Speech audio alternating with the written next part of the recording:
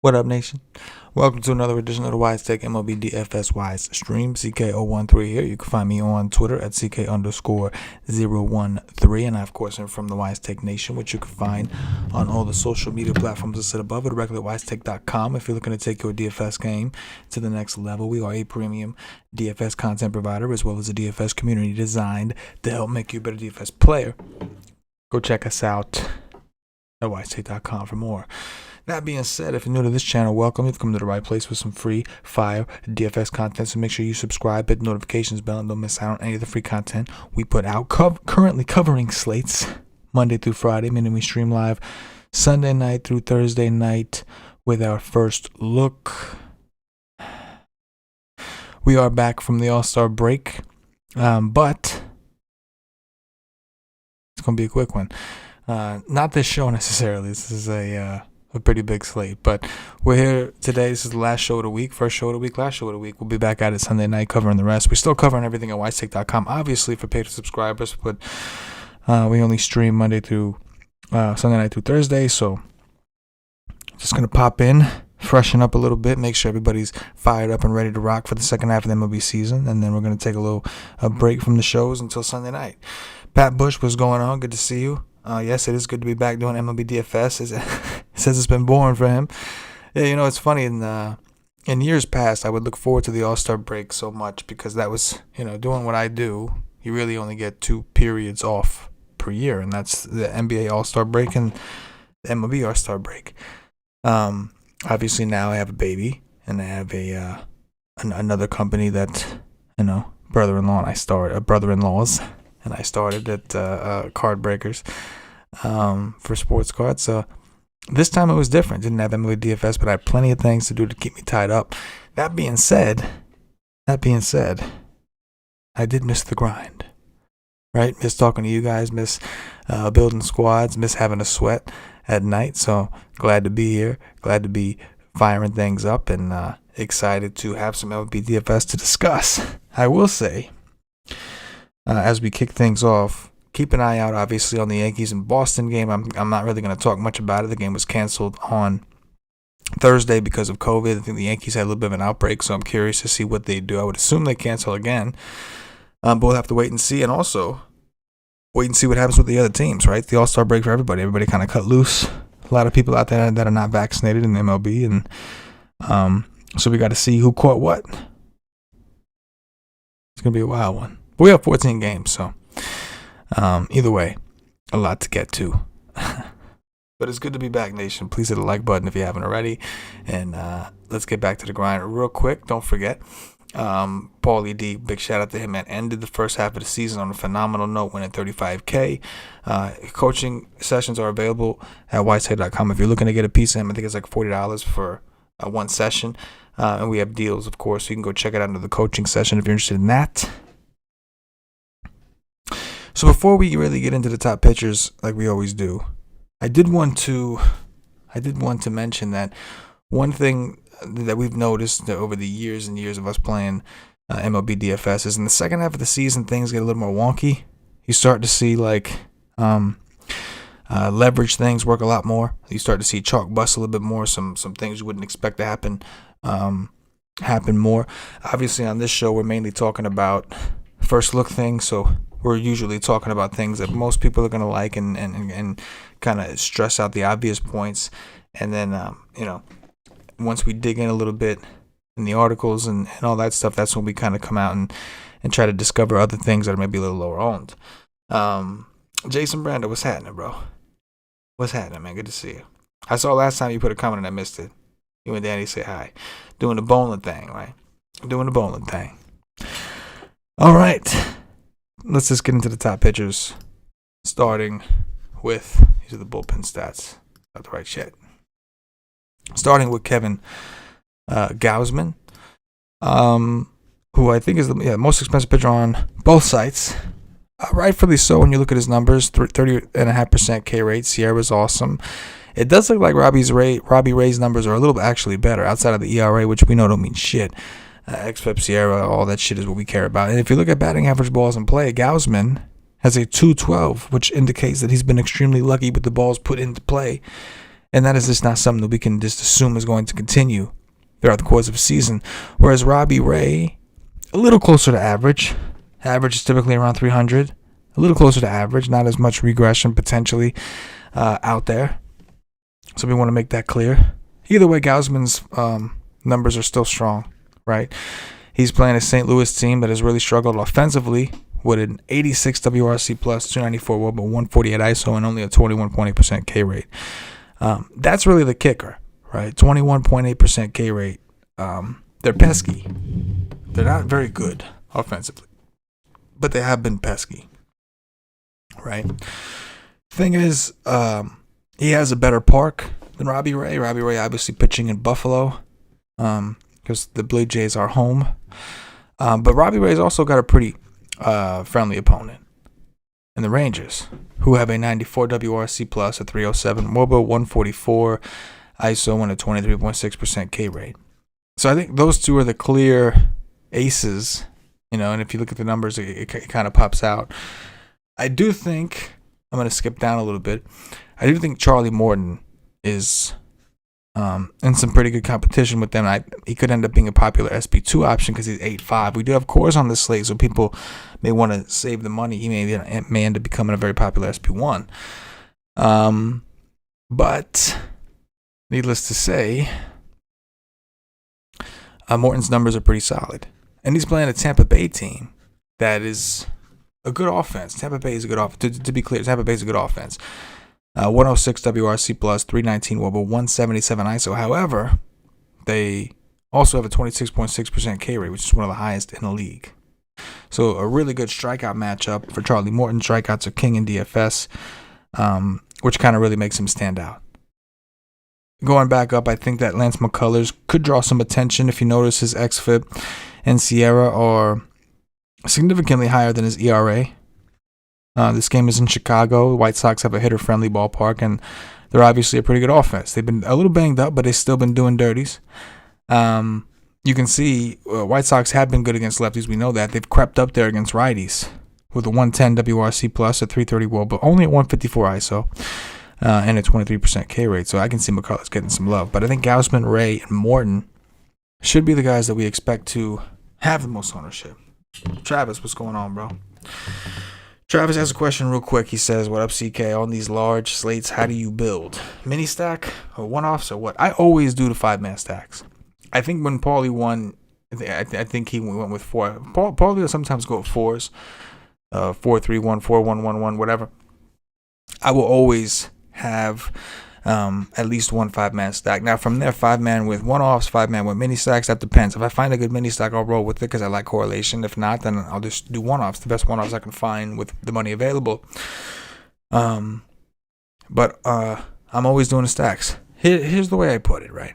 If you build a team which is all one-offs, right, you might as well play parlays every day at the sports book. You bet $10 and you want to do like a 9-team parlay, you can win like a G or so every time, right? I find it easier to find that team that is going to go off and do that thing because they do correlate. And then 5-year players, hopefully, maybe 4-year players, whatever, 5-year players ideally will do well if you found the right stack. And that kind of makes your job easier. Now you only have to really figure out the other 3, right? So that's just my 2 cents. But I will always use correlation when it's at my advantage. And in baseball, it really is. So I always have at least one full stack. 4 on FanDuel, 5 on DraftKings. You know what I mean? Showing you what's happening. All right. Where the fuck were we? Oh, I was pulling up my damn notes. Okay. Tyler Mahle for tournaments is kind of interesting. The game's in Cincinnati, one of the best hitting parks out there. I'm not thrilled about that. But while the Brewers are winning, and they've been pretty good in baseball real life, fantasy-wise, they've been atrocious and a great team to target. 89 WRC plus against righties, 303 WOBA, 158 ISO, and a 25.5% K rate. So Mahle's at least in the conversation. Chalk Mahle, I'm not interested in. Lone Mahle's kind of always like going to pop out. Marcus Stroman's okay. I haven't played Stroman a ton this year, and it's really easy. It's because he has a 20.6% K rate. I just need to see more strikeouts. Now he's playing a Pittsburgh Pirates team that has been bad, As you can see, a 130 ISO, 295 WOBA, 85 WRC plus against righties, but only a 22.1% K rate. So you got a guy that only has a 20.6 against a team that really doesn't strike out a ton. Not a great match, I don't think. Getting a little riskier. Julio Urias. Phenomenal xFIP, solid Sierra, everything looks good there. 27.7% K rate. Colorado does suck. If we look at Colorado against lefties, mind you, this is a team that plays their home games in Coors Field. Currently a 92 WRC plus, a 329 WOBA, 166 ISO, only a 21.5% K rate. On top of that, again, this game is in Coors, which makes things tricky, right? So it's only 7-8 on DraftKings, but it is in Coors. It's the Rockies, but it is in Coors. And we've seen certain pitchers, not all pitchers, but we've seen some pitchers go into Colorado, and for whatever reason, even if they pitch well, strikeouts can be tough to come by. So you got some decisions to make on that one. Andrew Heaney, this guy's got to be due for some positive regression at some point. He's got a 5.38 ERA, but only a 3.85 xFIP, a 3.71 Sierra, 28.5% K rate. BABIP is a little high, so he's due for some positive regression at some point. He is playing Seattle, who has an 88 WRC plus, 292 WOBA, 166 ISO, and a 26.9% K rate against lefties. So obviously, we at least have some tournament interest in Mr. Andrew Heaney at just 7,400, but very well could end up being pretty popular, especially if people are trying to play the chalky Dodger bats, which I think they will, which is going to transition us into top offenses, starting with the Dodgers. Dodgers, one of the best offenses in the game, and now they will go into Coors to play Antonio Senzatella, who is one of the worst pitchers in the game. Going to be a lot of balls put in play.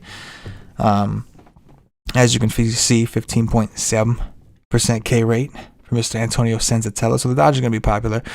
Rightfully so. You should try to get as many of them as you can in cash. And in tournaments, get a little different. That's right, get different. The Blue Jays. Jordan Lyles. I see a bunch of you in the chat talking about Mr. Jordan Lyles. This game's in Buffalo, obviously. Lyles has a 4.91 xFIP and a 4.79 Sierra. One of the worst numbers on the slate. Actually, I think his Sierra and xFIP are the worst on the slate. Toronto's going to get some attention, but maybe the Dodgers pull that away because Toronto's going to be expensive. So people may think, well, why spend money on the if I can afford to play Toronto guys, I might as well play Dodger guys, right? So we'll have to see, but I anticipate they will get some attention. But how do you not like the Blue Jays against Lyles? Travis and Sean in the YouTube chat talking about Lyles, that he's had a few good outings and it can't last. I would agree with that. 37.5% K rate, 41% fly ball rate. At some point, especially in a park like this, you would think things would go the other way. Sean V says Senzatella has been damn good in Coors. Yeah, Coors is a funny one. And ground ball pitchers, that's kind of the key to success there. But just, hey, all the more reason to maybe get a little different in tournaments, right? The Padres against Eric Fede. Fede Wap. Fede's not been very good. He's had a couple good outings. He had one really good game, like a career game. He's not a guy that I love to attack these days, but when I do attack him, it is worth noting he's typically had reverse splits, especially over the last couple years of his career. So I would recommend looking at the right-handed bats a little bit more than the left-handed bats if coming this way. The Royals against Keegan Aiken. Why the Royals of all the teams? Why the Royals, especially in Kansas City, a very pitcher-friendly park? Because the Royals, as of right now, have an implied run total of 5.6, which is one of the highest on the slate. The Royals should not be popular on a slate this large. They really shouldn't. So I haven't looked at their prices yet as hitters, but I am curious to see what they are, because if they're cheap enough, they could allow some flexibility and allow you to get some better pitching if that's what you want to do, or better one-offs. But obviously, Keegan Aiken is not very good. We can take a look and see how the Royals have been against lefties. It's not great. 92 WRC plus, 308 WOBA, 153 ISO, 21.5% K rate tells us he should put the ball in play. But just some interesting thing. to keep in mind. And then the Chicago Cubs. Now, I will say this, referring to the Cubs. They're going against Mad Bum, who maybe hasn't been as bad as his ERA indicates, but he's not been good. Right? 40% hard contact rate, 48% fly ball rate. Mr. Bumgarner. That's higher than Heaney, man. That's wild. But what worries me about the Cubs, and again, they have like a 5.3 implied run total right now. What worries me about the Cubs is they traded away Jock Peterson, which obviously indicates that they're more in a selling mode. So that's just something to keep an eye out on, right? And that's part of the things that things can get a little different. Joey, Mr. Patio Joe. Good to see you, bro. Long time no talk. Getting excited for football season. Getting an opportunity to talk to Joe more often, man.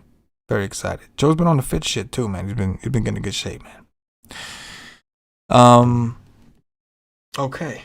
Those are the offenses that I thought were like a little more obvious. As far as lower owned offenses, or things to watch, right? Things to watch. Just offenses. A's against Eli Morgan. Eli Morgan's numbers are horrific. 55% fly ball rate, 39.7%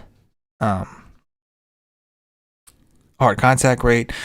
Oakland has a 176 ISO against righties, a 102 WRC plus. It all looks great. The problem is this isn't Oakland. One of the best pitching parks in the game, just huge foul ground territory, which means like in parks where guys hit foul balls that'll normally go out of play, they can now be caught at a high rate. So we got that going on. Something to keep an eye on, though. They'll be low on, that's for sure. The Braves against Michael Wacha, you could have argued to put them in the top offensive segment, but didn't make the cut. I didn't want to put too many offenses up there, but if we look at Michael Wacha, if I can find this Malabaga,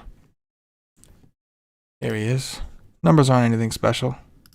Numbers aren't anything good at all, matter of fact.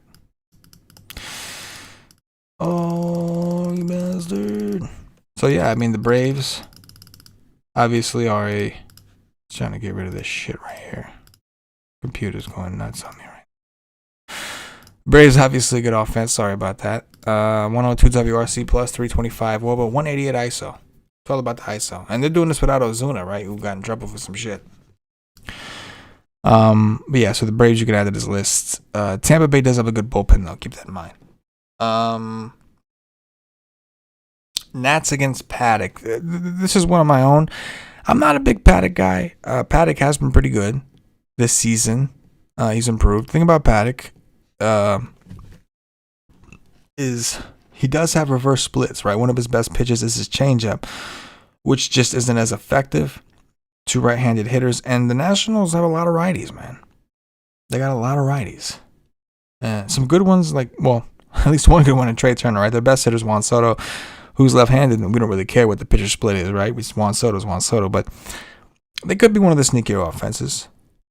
Could be. And that's that. Dong watch, and we're out of here. Let's go with Vlad Guerrero. I know he's expensive, but we're going Vlad Guerrero, number one. Coming off of his MVP, All-Star MVP performance in the All-Star game. Maybe he's a little pumped up, has some momentum. Let's go with Salvador Perez, another infielder. I